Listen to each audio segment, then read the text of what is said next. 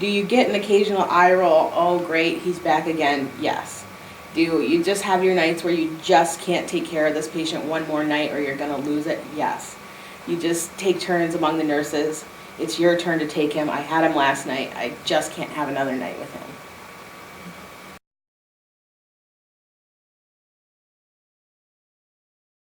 I would tell new nurses you have to develop a sense of tolerance and patience because you're not going to change their behavior.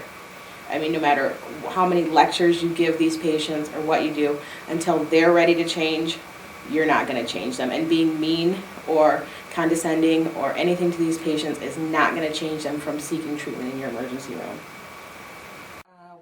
Let me make a point of saying we're human, okay? And ER nurses are a whole different breed. And part of it is, I think it's about knowing yourself, okay? And how were you taught, okay, in nursing school? There's a difference here in empathy and compassion, and I'll get into that later. As a human being, you've got to figure out your feelings, okay, about these type of patients, because you're going to have to contain them because you are the professional, okay? Box them off somewhere. Okay, you have these attitudes, that's fine, but you're the professional always. And so you're going to have to maintain that.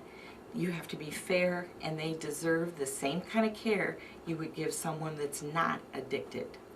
So, and that's tough to do, because like I said, we are human beings.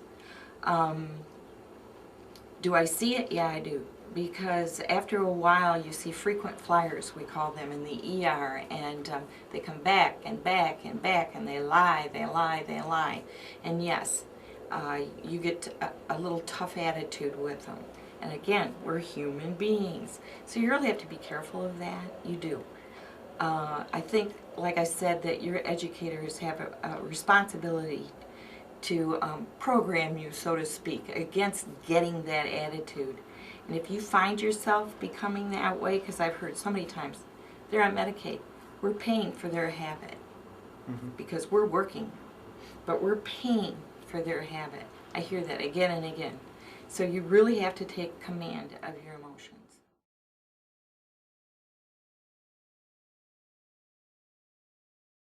If you're the type of person that it really has a positive attitude and you're in love with your profession and you know what's fair and you know what's right, if you have a religious background, that helps a lot, because we are all God's children. I truly believe in that. Then you have a better grip, and you have a responsibility to try to change your coworkers' attitude.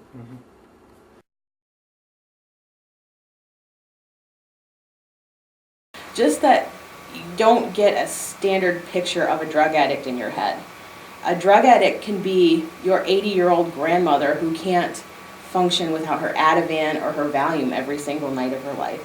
And if she doesn't have it, then she'll say it's her nerves. That is also a drug addicted patient. Don't forget that patients who are drug addicts they could have become drug addicts because of their own condition. Cancer patients, people who have chronic back disorders, they have not been given options besides narcotic pain medicine. And with anything, you build a tolerance. So if they used to get pain control from 1 Percocet and now they're not getting pain control from 4 Percocets, that's something the healthcare system has created, and you're not going to change that. You know, you have to treat their addiction, and that sometimes that is giving them 2 Percocets to get through the night to keep them from going, into detox, because they're not going to change their behavior and you're not going to change it for them.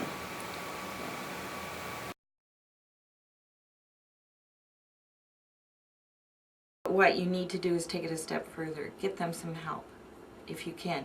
Or at least, you don't know if they're going to wad that paper up and throw it away, but on that paper, give them the numbers, the phone numbers of help.